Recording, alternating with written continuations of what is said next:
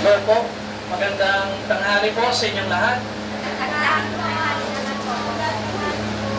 Salamat sa Panginoon, meron tayong time na pwedeng mag-aral ng salita ng Diyos at magbigay pansin sa Panginoon at ilapit natin sa Panginoon ang ating mga pangangailangan sa pamamagitan ng pananalangin at pagtugon sa kanyang mga salita, pagbigay panahon sa kanyang mga salita.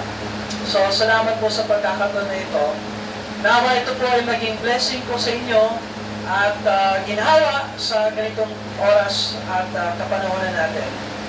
Mag-pray muna tayo tapos punta tayo sa Genesis chapter 7. Dito, yung laman ng Genesis chapter 7 ay yung baha na ipinadala ng Diyos bilang kanyang hatol sa buong daigdig sapagkat sa Genesis chapter 6, nakita natin na yung buong daigdig ay sumali sa rebellion ng mga anghel na pasaway at nagbitaw ang Diyos ng pangako ng binhi na ipapadala niya sa pamamagitan ni Adan at ngayon kay Eva sa kapanahonan ni Noah. Makikita natin ito. Now, mag-pray muna tayo tapos Genesis chapter 7. Dakilang Diyos, salamat Lord sa inyong kabutihan sa amin. Salamat Panginoon sa pagkakataon na meron kami upang makapag-aral ng salita ng Diyos, upang ilapit sa inyo ang aming mga pangangailangan at aming mga request Lord sa inyo. Nawa, una sa lahat Lord, kayo po ay maluwalhati sa amin Lord sa oras na ito sa pamamagitan ng Panginoong Jesucristo. At sa inyong banal na Espiritu Santo na siyang gabay at tulong sa amin, Lord, na umudyok sa amin ang gawa ng tama. Kaya, Lord, bless po ninyo ang inyong salita.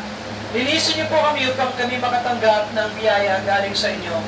At kami po hindi makakalimot na magbigay ng pasasalamat at pagpupuri dahil sa inyong kabutihan sa amin, Lord. I-bless niyo po ang inyong salita in Jesus' name. Amen. And amen.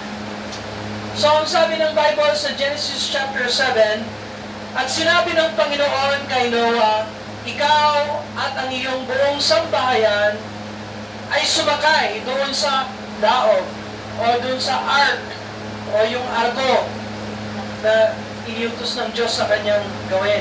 Sapagkat nakita kong ikaw lamang ang matuwid sa harap ko sa lahing ito. So, maitutugma natin yung Genesis chapter 7 verse 1 nung natupad ng Diyos yung pangako na binigay niya kay Noah.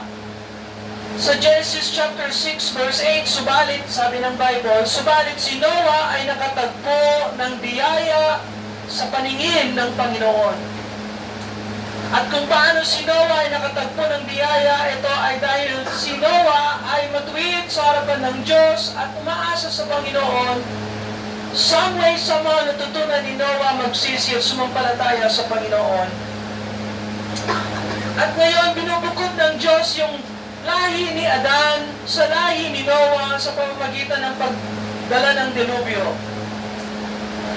Sa verse number 2, sabi ng Bible, kumuha ka ng mga tigpito sa bawat malinis na hayop, lalaki at babae, at dalawa sa mga hayop na hindi malinis, lalaki at babae. Siyempre, alam ng Panginoon na matapos yung dilubyo, actually lahat ng nasa labas ng daong or ng arko ay mamamatay. Kaya kinakailangan pagkatapos ng dilubyo, mapuno na naman ang buong daigdig. At dito natin unang makikita na binugod ng Diyos yung mga hayop na malilinis at yung hayop na hindi malinis.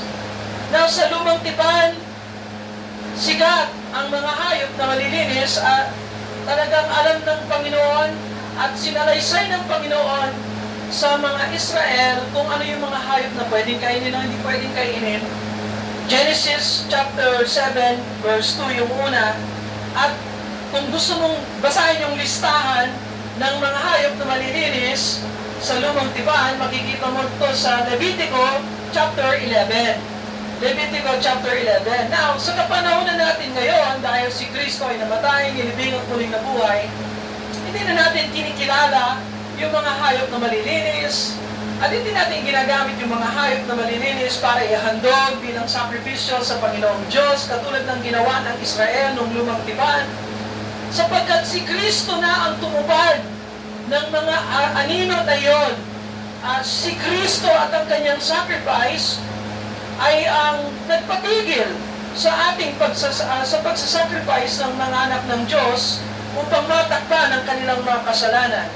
Now, sa sacrificial system ng lumang tipan, yung mga hayop na hihinandog bilang pagtakip sa mga kasalanan ng tao, hanggang doon lang ang dugo ng mga hayop na yon. At kung tutuusin, walang kapangyarihan talaga sa mga malilinis na hayop at ang kanilang dugo para maalis ang kasalanan. Maaring matakpan, pero hindi maaring maalis. Isa lang ang handog na hinahanap ng Diyos upang mawala o maalis sa atin ang ating kasalanan. At yan ay ang kordero o tupa ng Diyos. At sino yon? Si Jesus Christ yon. Yes, siya ang kordero ng Diyos na nag-aalis ng kasalanan. At hindi lang kasalanan natin po, kundi kasalanan ng buong daigdig. So, ang buong daigdig ay maaaring maligtas kung gugustuhin lang nila, kung sila ay magsisi at tumanggap sa Panginoon. Na binukod ng Diyos yung mga malilinis na hayop sa mga hindi malinis na hayop sa verse 2. Verse 3, kumuha ka ng mga tigpito sa mga ibon, sa impapawid, lalaki at babae upang panatilihing buhay ang kanilang uri sa ibabaw ng lupa, sapagkat pagkaraan ng 7 araw, magpapaulan ako sa ibabaw ng lupa 40 araw at 40 gabi. So, aking pupuksain ang lahat ng mga buhay na aking nilikha sa balat ng lupa. So, magpapadala ang Diyos ng isang ulan na magtatagal ng 40 araw, 40 gabi. Yung number 40, 40 days, 40 nights, napaka-importante sa Bible yun dahil yan ay number ng pagsubok or number ng hatol ng Diyos. Halimbawa, ilang taon hinatol ng Diyos ang Israel dahil hindi sila nakinig sa good report na pwede na nilang sakupin ang Canaan. Pag-alagala sila sa kagubatan, ilang taon? 40 years. Dahil ang 40 ay simbolo ng hatol. Si Moses ay ayuno or nag-fasting siya 40 days. Si Jesus Christ, nag-fasting siya 40 days. At pagkatapos ng 40 days, may pagsubok.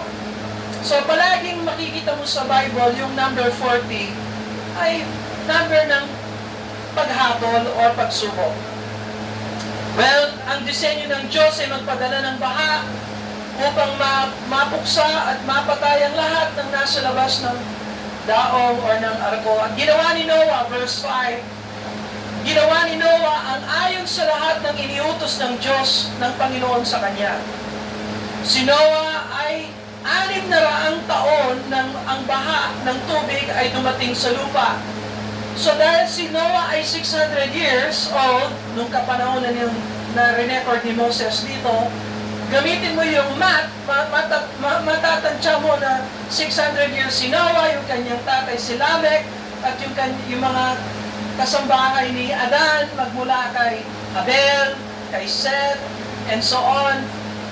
Pwede mong i-subtract yung math, makikita mo na yung taon ng mundo ay 1,600 plus na taon nung yung baha ay dumating.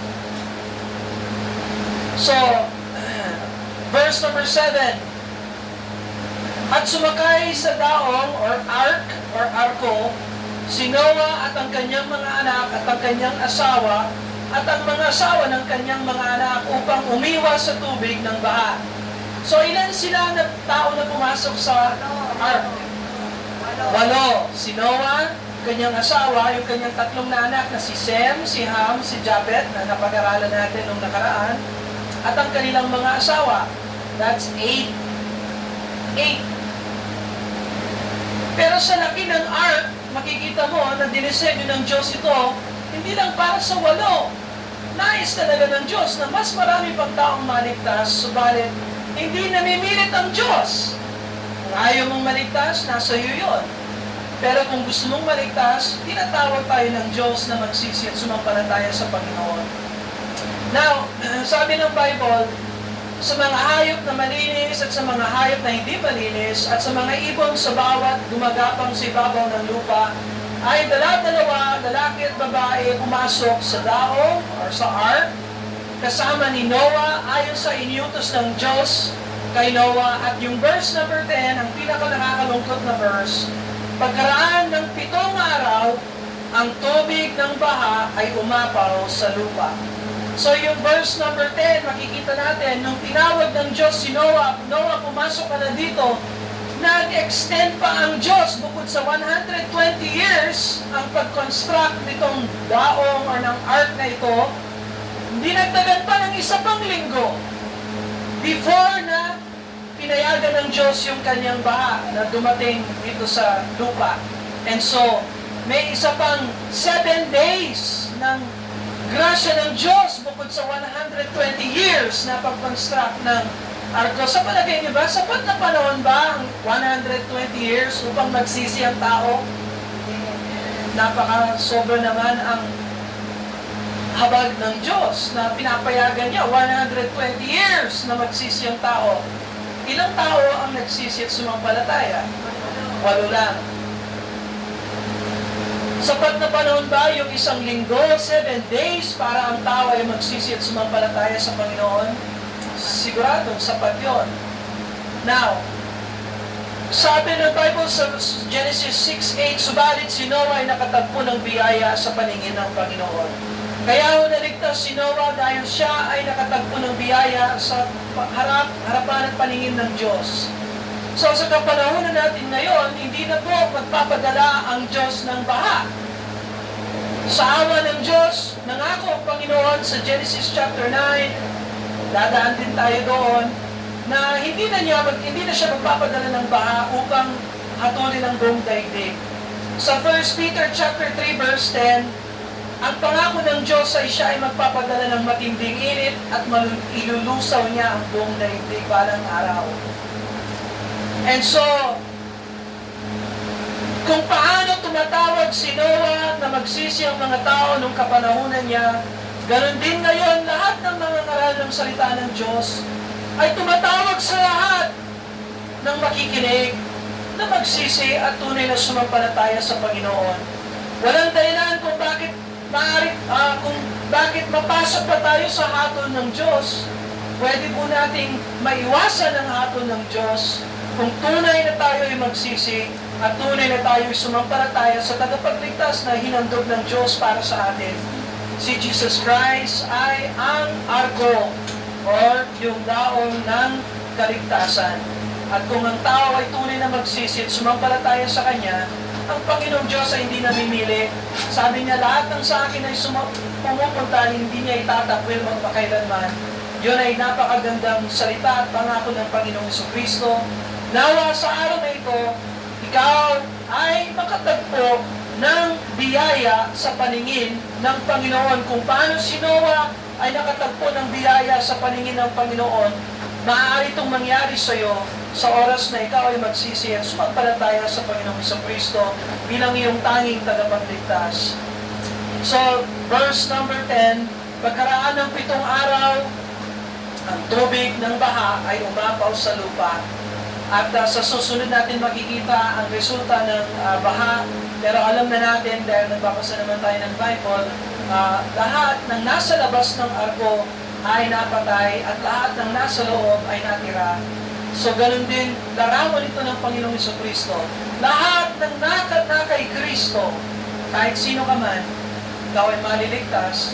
At lahat ng wala kay Kristo, walang kaligtasan, walang buhay na walang hanggan. Ito ang magandang balita. Hindi tayo maaari nating iwasan ang hatol ng Diyos dahil si Kristo ay namatay. Ayon sa banal na kasulatan, siya ay inilibing at muling nabuhay ayon sa mga banal na kasulatan. At kung tayo ay magtiwala sa Kanya, tayo ay maaaring magkaroon ng buhay na walang hanggan at maiwasan natin ang hatol ng Diyos. Amen?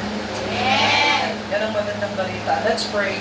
Nakilang Diyos, salamat Lord sa pagkakataon na binigay niyo po sa amin upang ma-review po namin ang mga salita ng Diyos at ito pong lesson na napakahalaga na si Noah ay nakatagpo ng biyaya sa inyong harapan at siya po ay nakinig, siya po ay sumunod sa inyong utos at ganun din po nawa ang bawat puso dito, Lord, ay makinig sa inyo at tanggapin ang Panginoong Jesucristo upang maiwasan ang hatol ng Diyos.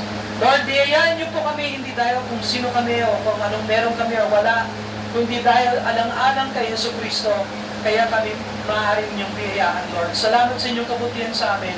Lord, bigyan niyo po kami ng grasya at tulong, panustos sa mga pangangailangan, hilom sa katawan ng ilang Diyos, ginawa sa isip, at kapayapaan sa puso, Lord, na kayo po ay Panginoong Diyos at hindi niyo po kami nakalimutan. I-bless niyo po ang bawat isa sa amin. In Jesus' name, Amen. Amen. Salamat po sa pakikinig niyo sa salita ng Diyos.